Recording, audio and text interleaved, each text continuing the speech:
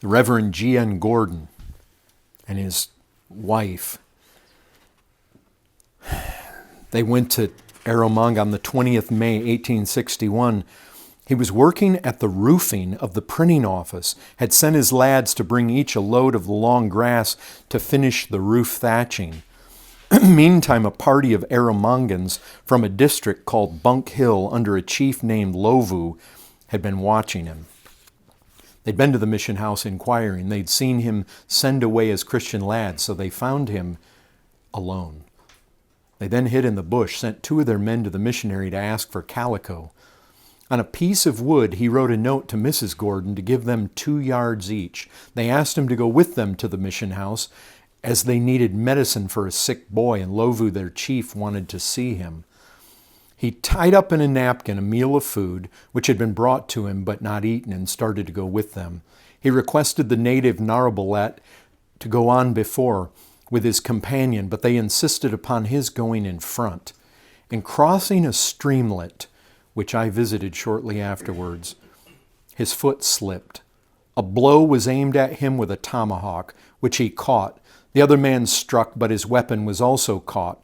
One of the tomahawks was then wrenched out of his grasp. Next moment, a blow on the spine laid the dear missionary low. A second blow on the neck almost severed the head from the body. The other natives then rushed from their ambush, began dancing around him with frantic shoutings.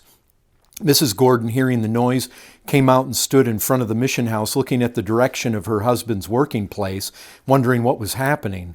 Oban, one of the party who had run towards the station the moment that Mr. Gordon fell, now approached her. A merciful clump of trees had hid from her eyes all that had occurred. And she said to Oban, "What's the cause of that noise?" He replied, "Oh, nothing, only the boys amusing themselves."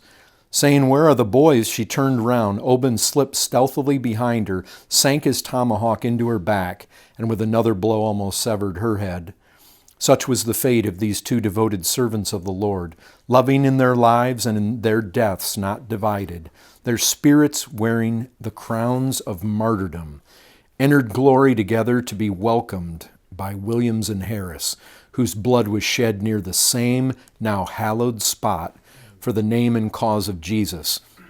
They had labored 4 years on Erromanga amidst trials and dangers manifold, and had not been without tokens of blessing in the Lord's work. Never more earnest or devoted missionaries lived and died in the heathen field. Other accounts indeed have been published, and another was reported to me by Mr. Gordon's Christian lads. He writes this: "Some severe criticisms, of course, were written and published by those angelic creatures who judge all things from their own safe and easy distance."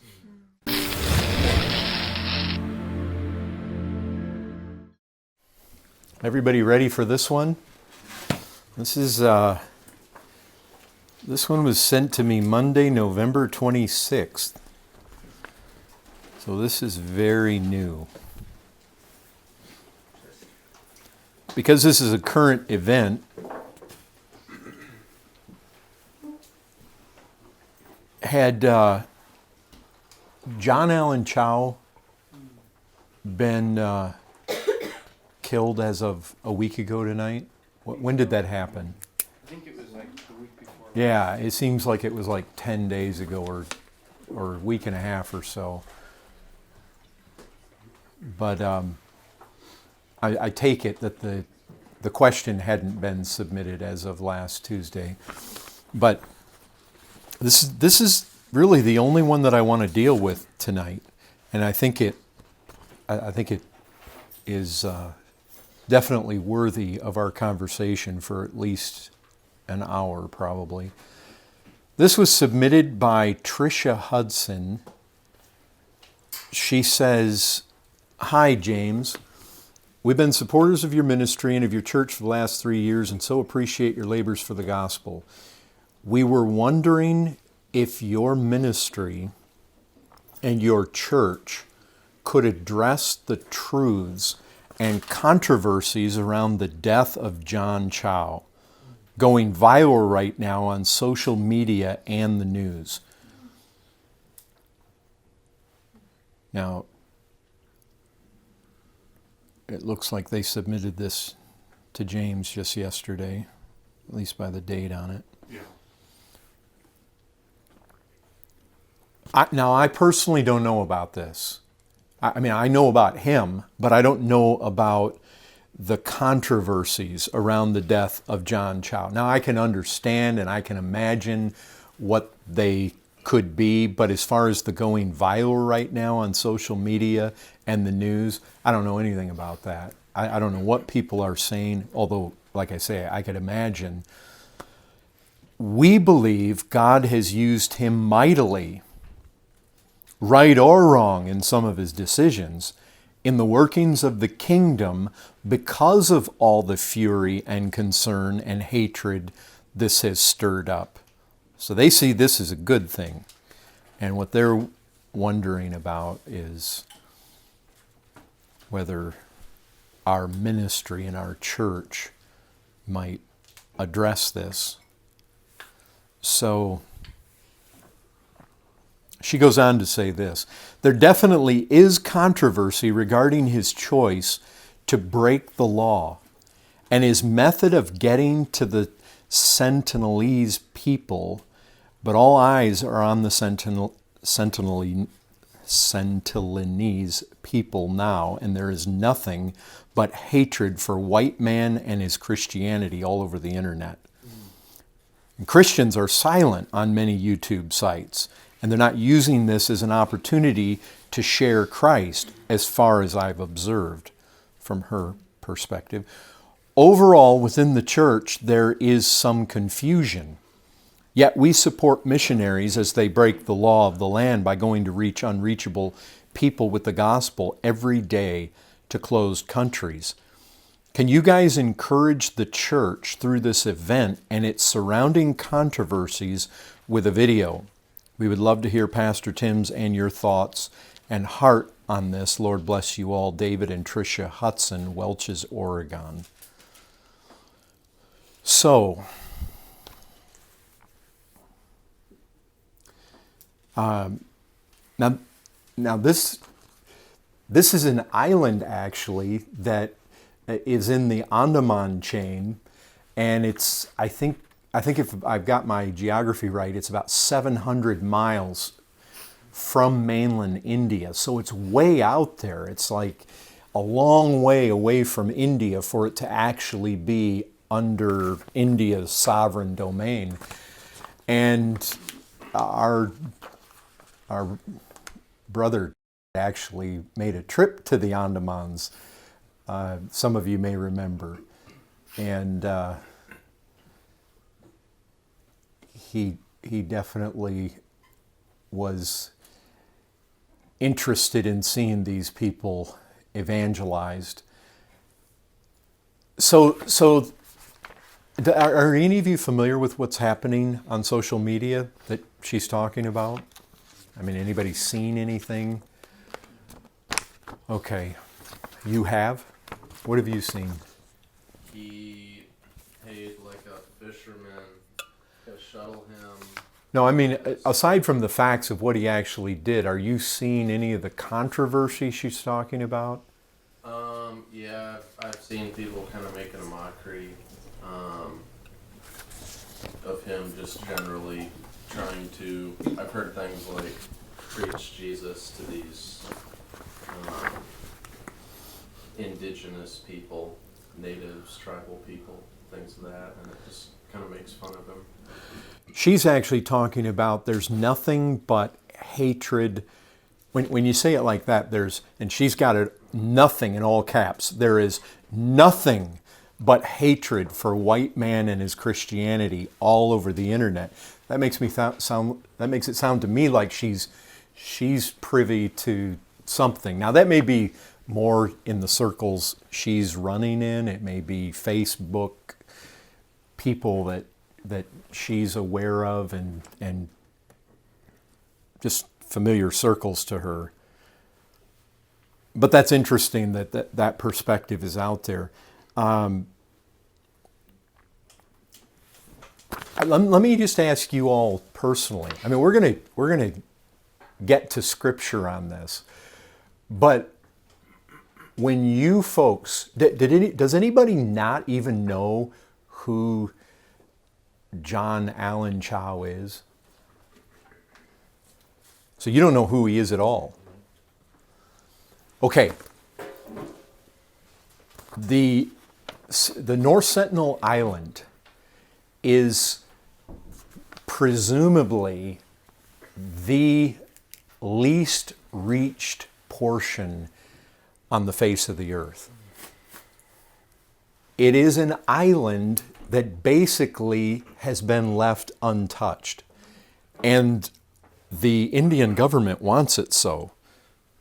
And these guys are probably much like John G. Peyton would have found in his days.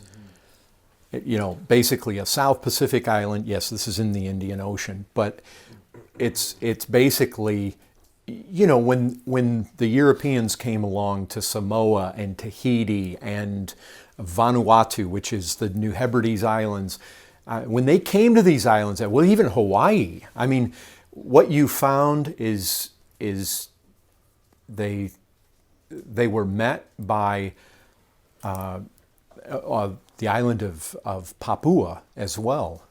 You basically met with very dark-skinned South Pacific islanders that looked like they probably have come from Africa, Aboriginal type, some of them very cannibalistic, very primitive, very dark societies on these islands. And you know, back in the 1800s when the missionaries were being sent out all over the world, these islands were definitely targets.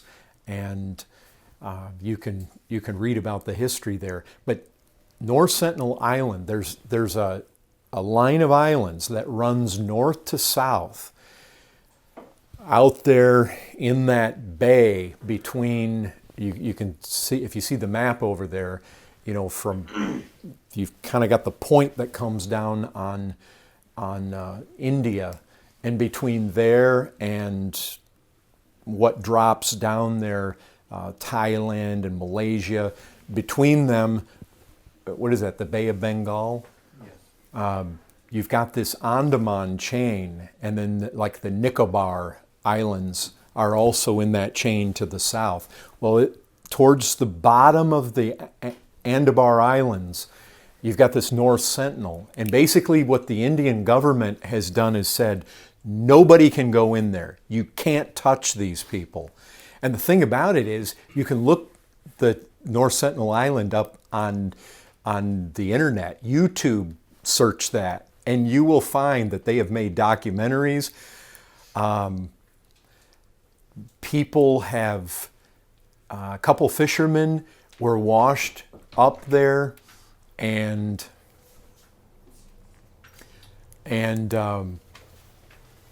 they came out and swiftly killed them both, and they buried them. Somebody was watching, I guess. How they knew this was happening, somebody must have been offshore watching, or helicopters came in or something. But these two fishermen kind of washed up there. They killed them, they buried them, then they dug them back up and basically propped them up. And they tried to send a crew in there with somebody to make a documentary. I forget exactly who the group was that tried to go in there. And these guys rushed out of the jungle with their spears and arrows, and they actually put a spear through the thigh of one of the guys in the boats. I don't think they ever made it to land. After the tsunami, you know, several years back that killed so many in Indonesia, they sent a helicopter in there to find out, because that whole island sits relatively low, and they were wondering if anybody made it.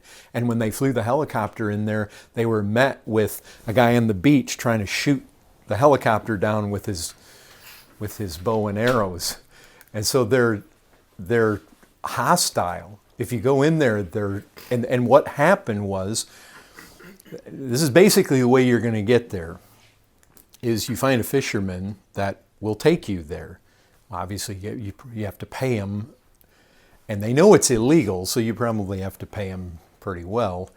And he went in there with his kayak, and the fisherman brought him fairly close, and then dropped him in the water in his kayak, and he rowed to shore. And the fisherman was close enough and stayed right there and was observing to see him go up. They killed him. They tied a rope around his neck. They were dragging his body around. And so now they're talking about, whether they even get the body or not. That's the thing now. They're trying to figure out. And so, the Indian government say this is a treasure, this is a priceless possession. We've got like this untouched society. They roughly calculate. They say that the island is roughly the size of Manhattan. They figure there's about 150 people. That's just a guess at best because it's covered with jungle and they really can't see. But they said that when the guys, when they come up in boats or they come in helicopters or whatever, the people break out onto the beaches. They're very crude. They do really profane things. And of course, they try to kill you. That's just their instinctive result or instinctive reaction to anybody that comes there is they try to kill you. And the Indian government is, they have like a 2-mile buffer zone is what I understand. And people are not allowed to go in there. They claim, they've got this priceless possession. They're trying to keep it intact. They're afraid that if anybody goes in there, they're going to take diseases in there that the people are not accustomed to, and it's going to wipe them all out. And I think they've actually, like after the tsunami, I believe that when they flew that helicopter in there, they were dropping gifts, but they say gifts don't appease these people at all. They don't care for your gifts. They will just kill you. So there's been shipwrecks there. They said that a ship wrecked there in a storm a number of years ago, and they were trying to attack those people too, and I think they were rescued. I don't know if by boat or by air, but they needed to be rescued because the people were obviously showing themselves to be very hostile. So this guy is a Christian. He's been thinking about North Sentinel Island for a long time. It definitely has a reputation. I mean, I've known about it for a number of years. I think he might have been the one that first brought it to my attention about it being unreached, and he was actually thinking about, is there a way? And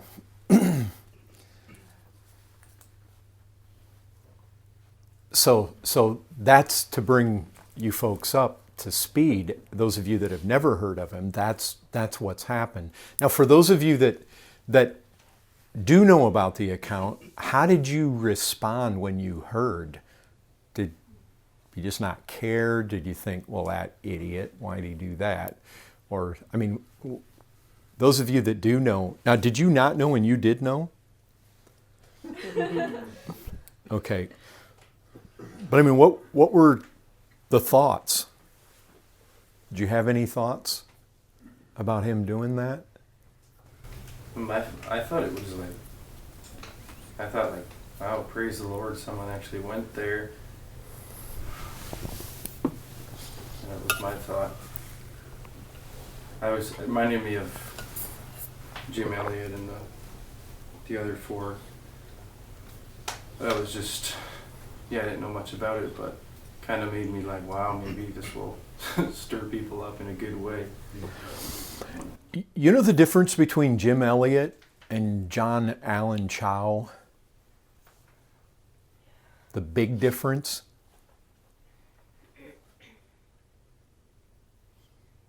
70 years. That's the big difference.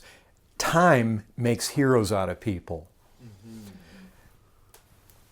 Listen, we look back at Eliot and we say, wow, all the books are written, the movies are made, he's a hero. The 5 martyrs.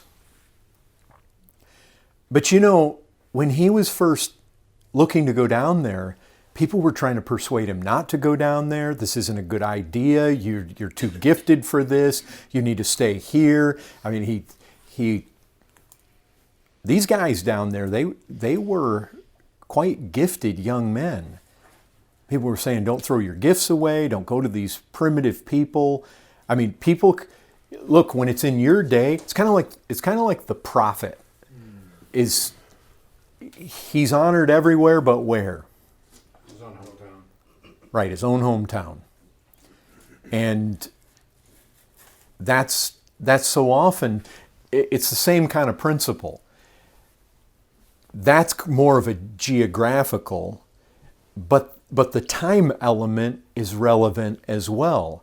Because it's kind of like if you can remove him to another century, then all of a sudden he's a hero. But you know, if you go back and you actually look and you read, when William Carey was thinking about cutting loose for India, I heard, I don't know where he came across this. I can't remember in my own mind actually reading this anywhere, but I read somewhere where there was I believe it was a Baptist periodical from William Carey's day, and they basically wrote an article that said, we see no hope of success in William Carey's venture to India.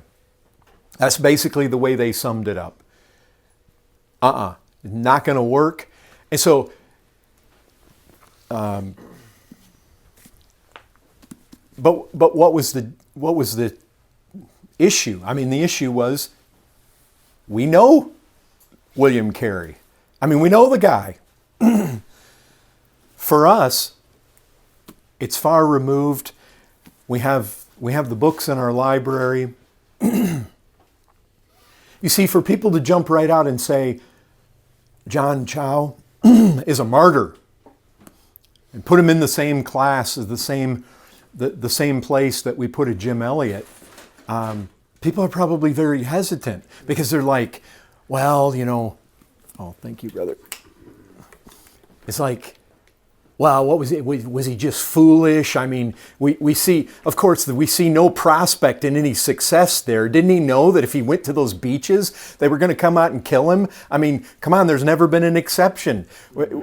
And we you know, well, was he really a Christian? I mean, was he a fanatic? Was he just some adventure gone bad? I mean, you know, could guy have been climbing Mount Everest last week and this was just an adventurous thing to try to do? What were they saying about William Carey in that day? What were they saying about John G. Payton in his day? You see, that's the thing. There's this removal of time. What are they going to... I mean, listen, I'll tell you this. We have it on good authority that every tribe and every language and every people and every nation are going to be represented before the throne. North Sentinelese people are going to be there. Now, when that first convert is saved, see, by the time that happens, that being one of the darkest places in the world, who knows? I mean, hastening the day of his coming may mean reaching that island. And when the first converts are made, somebody will probably look back at John Chau and, you know, by then it may be 200 years, it may be 75 years removed, it may be like Jim Elliot, like us looking back and remember when that brave guy, he went up there and they just came right out on the beaches. He no more than laid foot on the shore of that island. See, today, you've got all your news media, and most of them are liberal, and even Fox, and you're more conservative. Are they really pro-Christian? I mean, maybe they're going to give it a better slant. I don't know what all the news agencies are saying about it, but if these folks are right, what's happening out there? I mean, the guy's being counted a fool. He's being counted some zealot, some white guy bringing his white religion and trying to press it upon other people and probably saying, well, he deserved it. It serves him right. Well, I went and dug my copy of John G. out because I want you to... John G. Payton went... It's called Vanuatu today. This is a string of islands off the east coast of Australia. In that day, they were called the New Hebrides. The Hebrides are actually some islands up near Scotland where revival broke out at another time. These were the New Hebrides Islands. John G. Payton, a Scottish Presbyterian. Listen, when it became known that I was preparing to go abroad as a missionary, nearly all were dead against the proposal.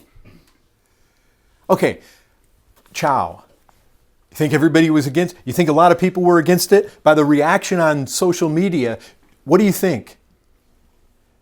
I mean, I even remember when was just looking at going to visit the Andaman Islands, and there were the naysayers. He shouldn't go. He shouldn't do it. He's not equipped. He's going to bungle this thing. There's always, and you do wonder. I mean, we do want to have some sense. Well, okay, is this God's will? I mean, we don't want to be foolish. We don't want to be presumptuous at this point. But there's always somebody that's going to believe you're being presumptuous. There's always somebody that's the naysayer. And I guarantee you, Jim Elliot heard it. I guarantee you that William Carey heard it. I guarantee you, John G. Payton heard it. I guarantee you, Hudson Taylor. All you got to do is read the biographies. In their day, when they weren't the largely acclaimed, centuries-old missionary whose books are on our shelf, when it's not that, when it's the guy that then people look at him, and the prophet is not without, or he's not with honor, right there in his own hometown, his own home church, and among his own generation, where the people know him, they can look at him, and they recognize, well, he's a guy with flaws, and we look back now, and we say, well, of course it was God's will for Hudson Taylor to go to China.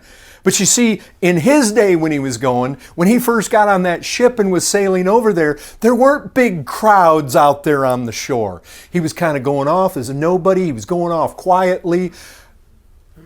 It's much the same way with all these guys. It's like, well, we don't give much prospect of any success for this missionary endeavor. When it became known that I was preparing to go abroad as a missionary, nearly all were dead against the proposal.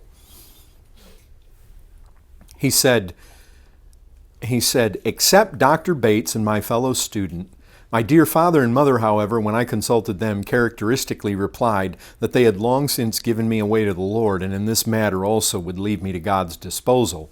From other quarters, we were besieged with the strongest opposition on all sides. And here's the thing.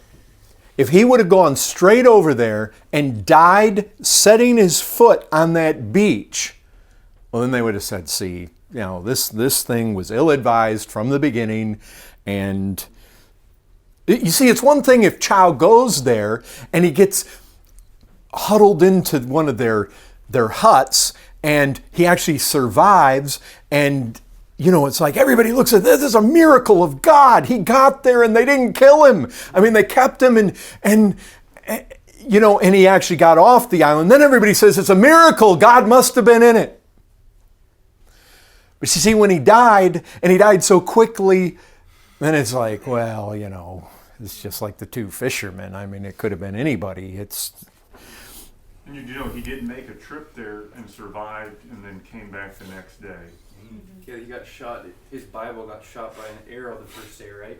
Isn't that true? Wow, there's different things, but he said, I replied that my mind was finally resolved, that though I loved my work and my people, yet I felt that I could leave them to the care of Jesus, who would soon provide them a better pastor than I, and that with regard to my life amongst the cannibals, as I had only once to die, I was content to leave the time and place and means in the hands of God. So, he went there. Who's to say that this Chau was not of the exact same mindset? Trusting the Lord. Let's just ask this question. The 2 times in the book of Acts that we love to go to, when it has to do when it's appropriate. We use these 2 texts in Acts when we talk about any time it's appropriate to violate authority, to go against authority in our lives, when submission to Christ trumps whatever lesser authority. We go to 2 texts very commonly in Acts chapter 4, Acts chapter 5. Now, we will go to those 2 when we're talking about when it may be appropriate to obey Christ, even when we have to disobey government authority. But if we're all honest, look at the 2 texts that I'm talking about. Although they definitely have a broader application,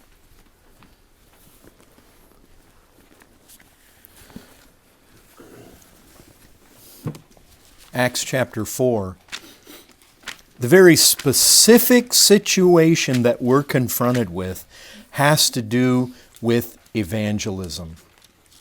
It has to do with taking the gospel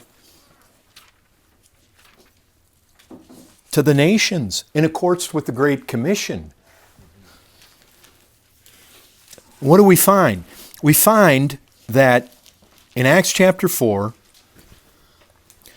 we know that Peter and John get hauled in before the council. And when they did, you remember the situation, that lame man was healed at Beautiful Gate. And it caused a stir. And they were in there preaching the gospel. These guys get hauled in. They're before the Sanhedrin. In verse 16, these guys are beside themselves. They told the disciples to leave so that they could confer with one another. Verse 16, what shall we do with these men? For that a notable sign has been performed through them is evident to all the inhabitants of Jerusalem. We cannot deny it. But in order that it may spread no further among the people, let us warn them to speak no more to anyone in this name. So they called them, charged them not to speak or teach at all in the name of Jesus. And here's the classic text. Peter and John answered them, whether it's right in the sight of God to listen to you rather than to God, you must judge. We cannot but speak of what we have seen and heard. And then you have a similar passage over in chapter 5, verse 29. Again, the apostles were arrested. They were brought before the officials. You remember what happened.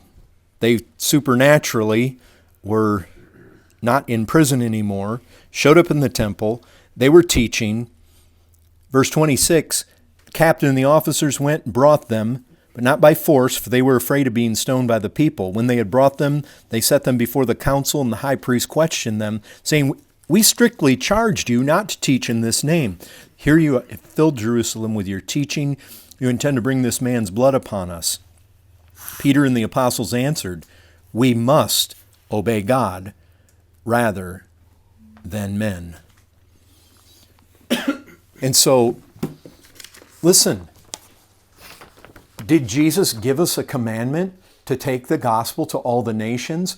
Can anybody tell me how it's worded in Mark 16:15? Preach the gospel to every creature. Preach the gospel to every creature. And you know what? That was one of the passages that gripped John G. Payton. Now, and you know the story. He said concerning this opposing influence, he said, they proved to be a heavy trial to me, all the opposition that he was facing. But he said, with all the opposition, they tended to confirm my determination that the path of duty was to go abroad. Amongst many who sought to deter me was one dear old Christian gentleman, you've heard this, whose crowning argument always was the cannibals. You'll be eaten by the cannibals. At last I replied, Mr. Dixon, you're advanced in years now, and your own prospect is soon to be laid in the grave, there to be eaten by worms. I confess to you that if I can but live and die serving and honoring the Lord Jesus, it will make no difference to me whether I'm eaten by cannibals or by worms. And in the great day, my resurrection body will arise as fair as yours in the likeness of our risen Redeemer. He said, my dear Greenstein, these are the people in his own church. These are the people, these are the Christians closest to him. My dear Green Street people grieved excessively at the thought of my leaving them, and daily pled with me to remain. Indeed, the opposition was so strong from nearly all, and many of them warm Christian friends, that I was sorely tempted to question whether I was carrying out the divine will or only some headstrong wish of my own. And you see, that's going to be the accusation. Headstrong wish. It was just an adventure. He launched out there. By what authority did he do this? What missionary society sent him? And see, that's always the questions. There's got to be some authority. Well, he's got to be sent by the right people, or he's got to be sent by the right church. What right did he have to go over there? What right did he have to do this? Throw his life away like that? He said, this also caused me much anxiety, drove me close to God in prayer. You see, we don't know how much he prayed about this. He said, conscience said louder and clearer every day, leave all these results with Jesus your Lord, who said, go ye into all the world, preach the gospel to every creature, and lo, I am with you always. These words kept ringing in my ears. These were our marching orders. Who's going to say it's not the marching orders of Christians to take the gospel to North Sentinel Island?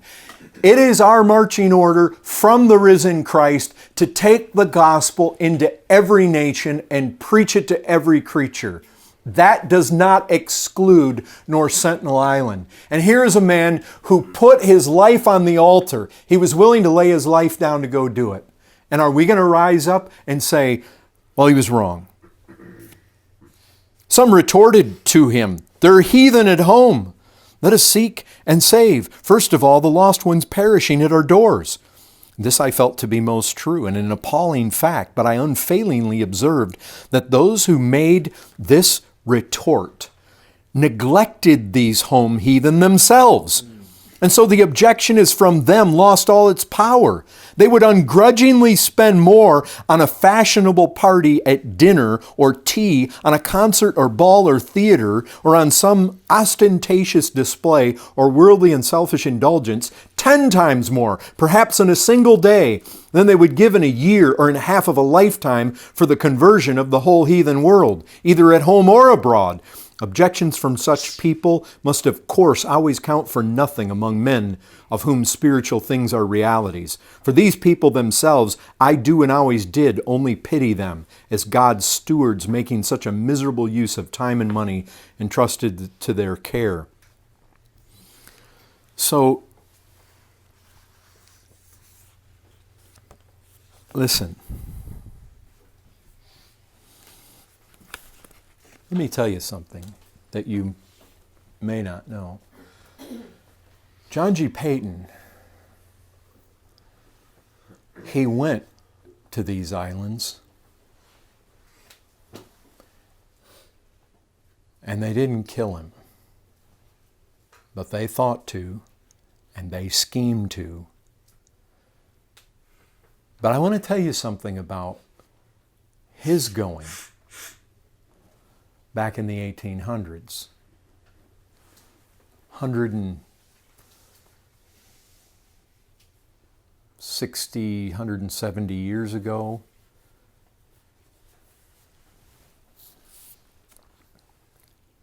In his autobiography, he says this: A glance backwards over the story of the gospel in the New Hebrides may help to bring my readers into touch with the events that are to follow.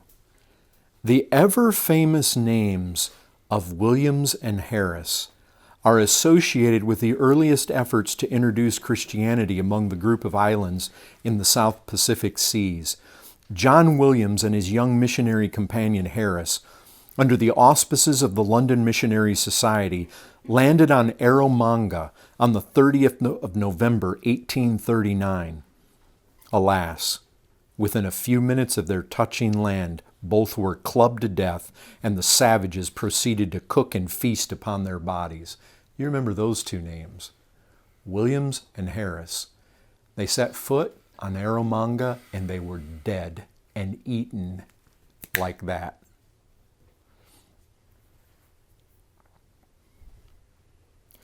Thus, now see, it's all perspective. Listen to Patton's assessment of this. Thus were the New Hebrides baptized with the blood of martyrs, and Christ thereby told the whole Christian world that he claimed these islands as his own. His cross must yet be lifted up, where the blood of his saints has been poured forth in his name. The poor heathen knew not that they had slain their best friends. But tears and prayers ascended for them from all Christian souls, wherever the story of the martyrdom on Erromanga was read or heard. And you know what's interesting? I just happened about 2-3 years ago, I just happened to find, I don't even remember how I found it. I happened to find a newsreel that the 170th anniversary of the killing of these two guys was being celebrated in Vanuatu, Erromanga. And you know what was amazing? The descendants of Williams and Harris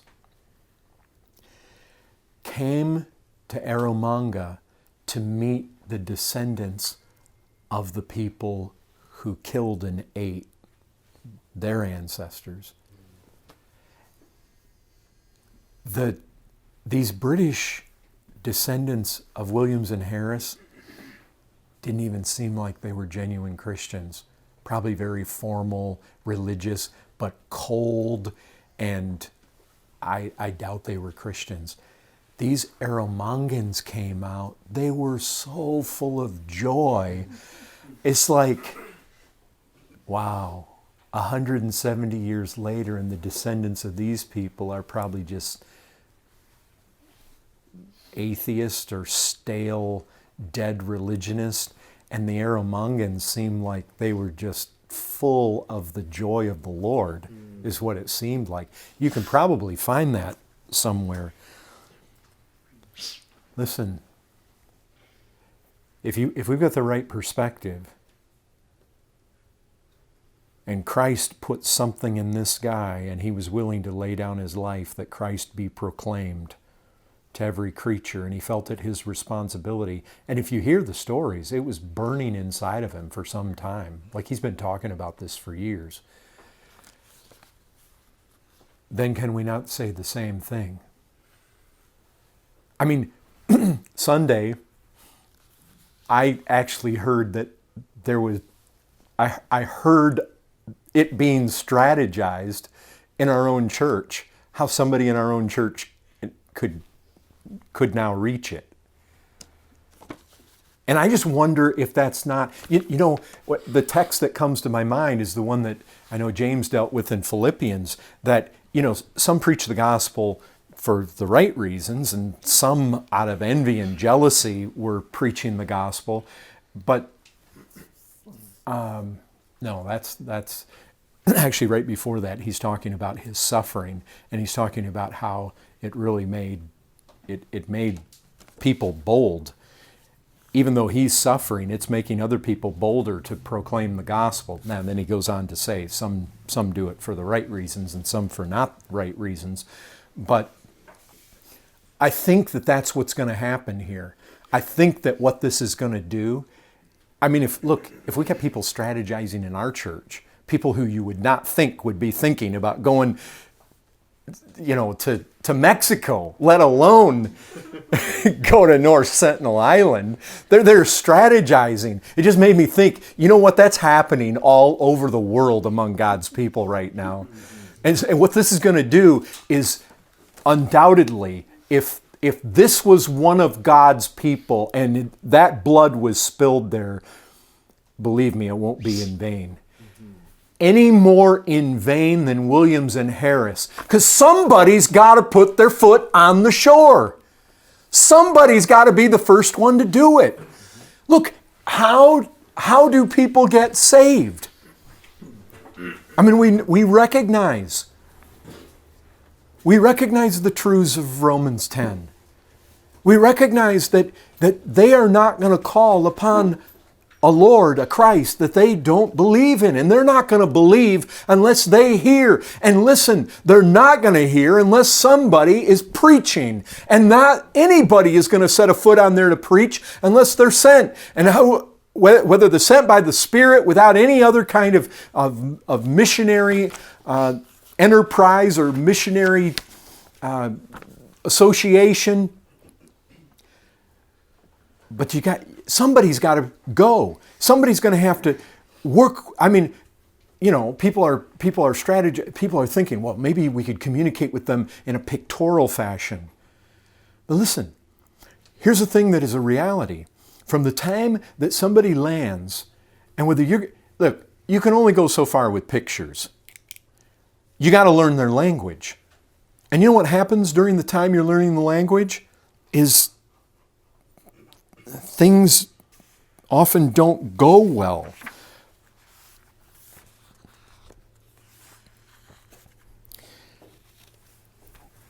May 1861. Let me tell you something about Erromanga. Others came afterwards. Now, John G. Payton didn't go to Erromanga. He went to Tana at first. And he went somewhere else later. But the Gordons. Now this is May 1861. Remember, Harrison Williams died in 39.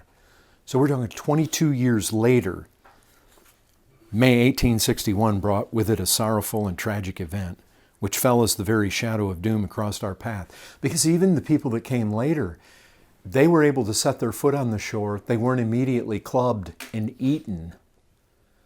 But in the time it takes to learn the language, to where you're going to try to impart that language and communicate the gospel to the people, that takes some time. And then even while you're trying to communicate the gospel to the people, you got to understand these people have been in darkness. They're demonically controlled. There are witch doctors. There are forces at work. The Reverend G.N. Gordon and his wife, they went to Erromanga on the 20th May 1861. He was working at the roofing of the printing office, had sent his lads to bring each a load of the long grass to finish the roof thatching. Meantime, a party of Erromangans from a district called Bunk Hill under a chief named Lovu had been watching him. They'd been to the mission house inquiring. They'd seen him send away his Christian lads, so they found him alone. They then hid in the bush, sent 2 of their men to the missionary to ask for calico. On a piece of wood, he wrote a note to Mrs. Gordon to give them 2 yards each. They asked him to go with them to the mission house, as they needed medicine for a sick boy, and Lovu, their chief, wanted to see him. He tied up in a napkin a meal of food, which had been brought to him but not eaten, and started to go with them. He requested the native Narabalet to go on before with his companion, but they insisted upon his going in front. In crossing a streamlet, which I visited shortly afterwards, his foot slipped. A blow was aimed at him with a tomahawk, which he caught, The other man struck, but his weapon was also caught. One of the tomahawks was then wrenched out of his grasp. Next moment, a blow on the spine laid the dear missionary low. A second blow on the neck almost severed the head from the body. The other natives then rushed from their ambush, began dancing around him with frantic shoutings. Mrs. Gordon, hearing the noise, came out and stood in front of the mission house, looking at the direction of her husband's working place, wondering what was happening. Oben, one of the party who had run towards the station the moment that Mr. Gordon fell, now approached her. A merciful clump of trees had hid from her eyes all that had occurred. And she said to Oben, "What's the cause of that noise?" He replied, "Oh, nothing, only the boys amusing themselves." Saying, "Where are the boys?" she turned round. Oben slipped stealthily behind her, sank his tomahawk into her back, and with another blow almost severed her head. Such was the fate of these two devoted servants of the Lord, loving in their lives and in their deaths not divided, their spirits wearing the crowns of martyrdom, entered glory together to be welcomed by Williams and Harris, whose blood was shed near the same now hallowed spot for the name and cause of Jesus. They had labored 4 years on Erromanga amidst trials and dangers manifold, and had not been without tokens of blessing in the Lord's work. Never more earnest or devoted missionaries lived and died in the heathen field. Other accounts indeed have been published, and another was reported to me by Mr. Gordon's Christian lads. He writes this: "Some severe criticisms, of course, were written and published by those angelic creatures who judge all things from their own safe and easy distance." It was the same in that day. You've got all sorts of people from a long way away, and in the comfort, they're the armchair quarterback, and they're going to find fault. They're not, and see, it's just like he said, "Well, why don't you stay at home? You know, there's needs here." The people that say that, they're not reaching out to the people who have needs here. People can talk. People are full of lots of talk.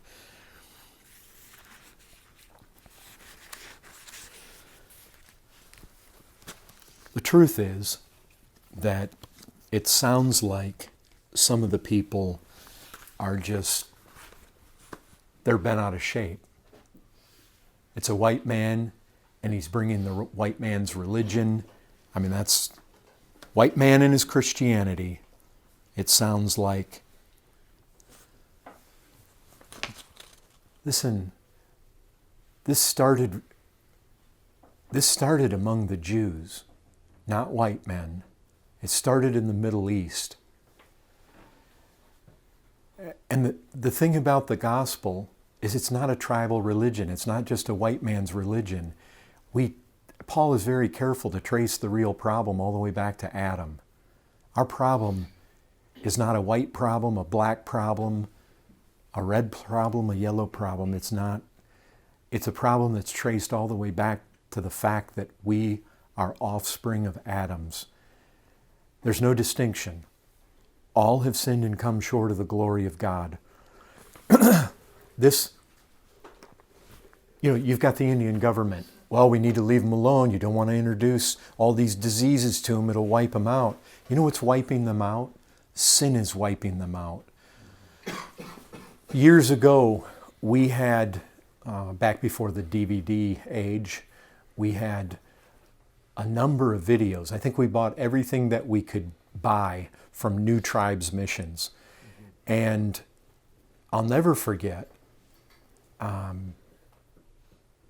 there was one that I believe was specifically about an island in Indonesia. And of course, you know, the New Tribes approach. They walk the people all the way through the scriptures, from the Old Testament all the way. They build and build and build, and they come to the cross. And this village, they actually have footage. When they preached the cross and that this was God's answer for sin, like the vast majority of this remote village embraced Christ spontaneously. They were so full of joy. They jumped up and down, hugging each other. In mass. They did this for hours. But then you know what the missionary said and what he observed? He said the people would go from rejoicing to uncontrolled wailing, back to rejoicing, back to wailing. Do you know why they wailed? With the understanding of the gospel and their own receiving of it and their own salvation,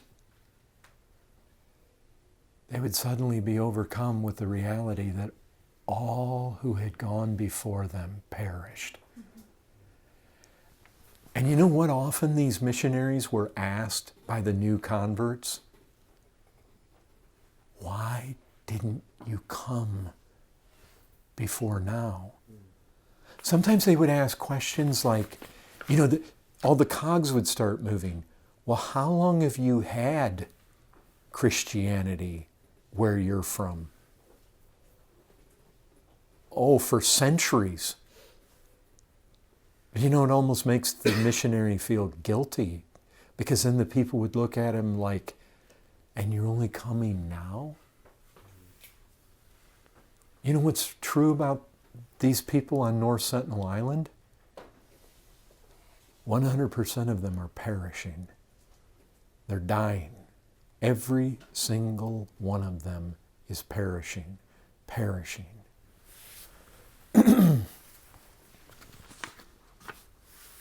So, what does it take? Well, we need families like the Gordons who pour 4 years of their life in and then about have their heads taken off. But before that, you got to have the Williams and the Harrises that are just willing to put their foot on the beach. We need John Allen Chau's. And you know what? His name will just be lost. Very likely. Very likely, there's not going to be a book like this. Well, there's not a book like this about Williams and Harris. Why? Because, how many pages do you need? They landed on the beach, they were clubbed, they were eaten. You could say that different ways and maybe fill up a chapter, or you could go back and talk about some of their early lives. What I find is that Williams actually labored on other islands before, so there is more about him. Harris is he was a young man, probably like Chau, and you can't find hardly anything about him. Who was he? I don't know. Just somebody that put his foot down there and is gone.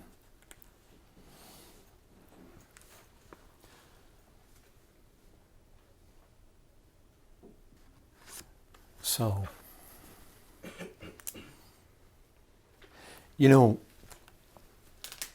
what he was willing to do, he said he didn't want to die. He didn't have a death wish. But he was willing to risk his life to be good to the Great Commission.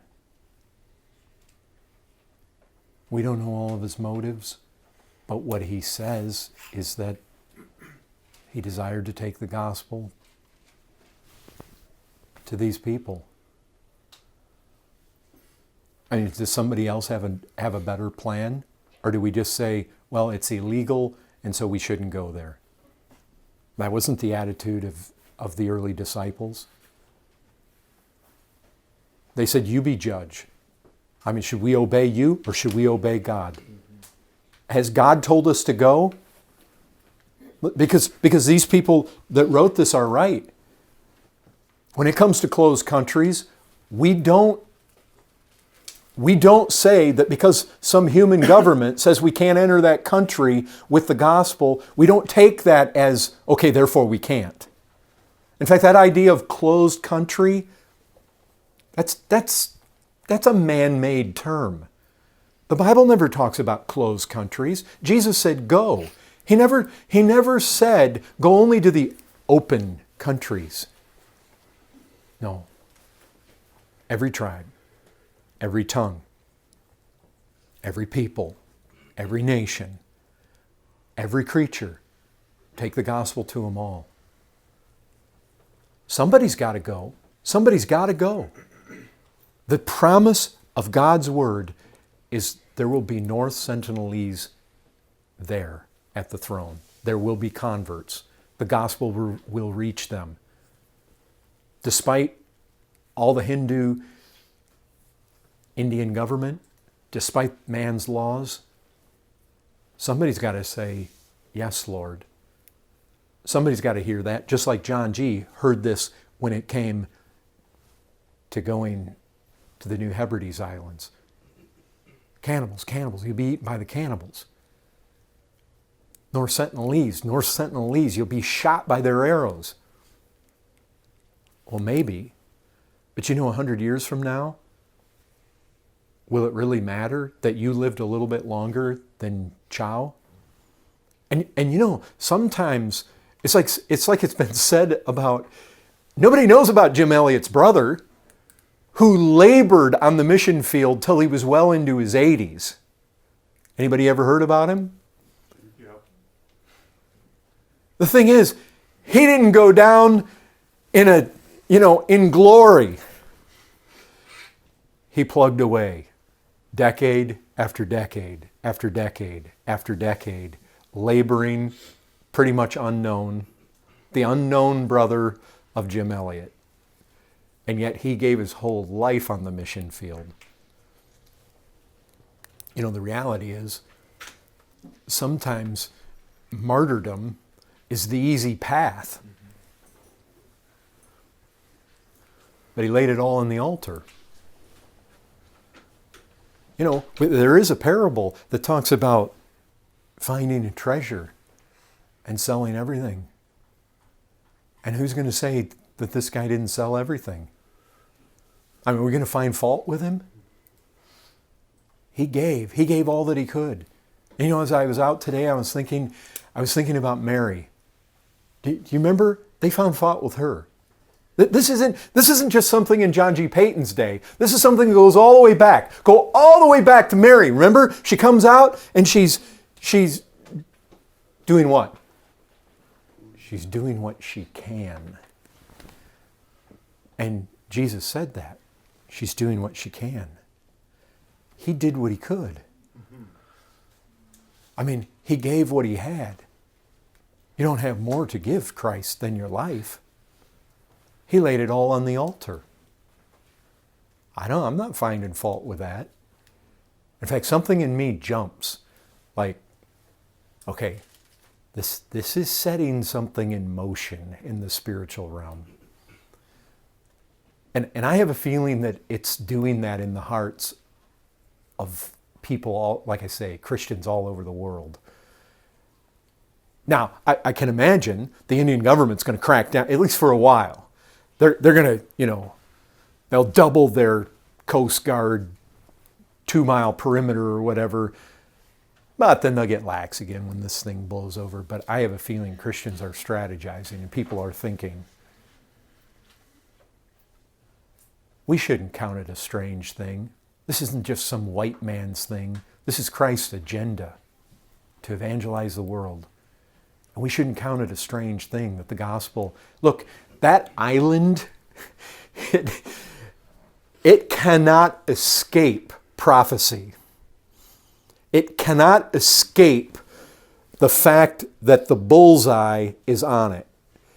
You can't be the least reached place on the face of the earth and remain that way. Because Jesus Christ, who said, all authority is given unto me, is the Christ behind that missionary call. Be sure of this, he sits on a throne, he is high, he is exalted, he is lifted up, he has all authority, he's in charge, he stirs his people. Those people are, it's just a matter of time. I mean, it's like the the gospel train is thundering down the tracks, and it's coming for that island. Now, it may be this year, it may be next year, it may be 6 years, it may be 60 years, but it's coming. And it can't get, whatever demons are there, they know. They know the Scripture, and we can shout it out. Every tribe and every tongue, and that includes that island. The gospel's coming there. Some of God's people are going to take it there. The next people might be like the Gordons. They might make it a little ways before they die.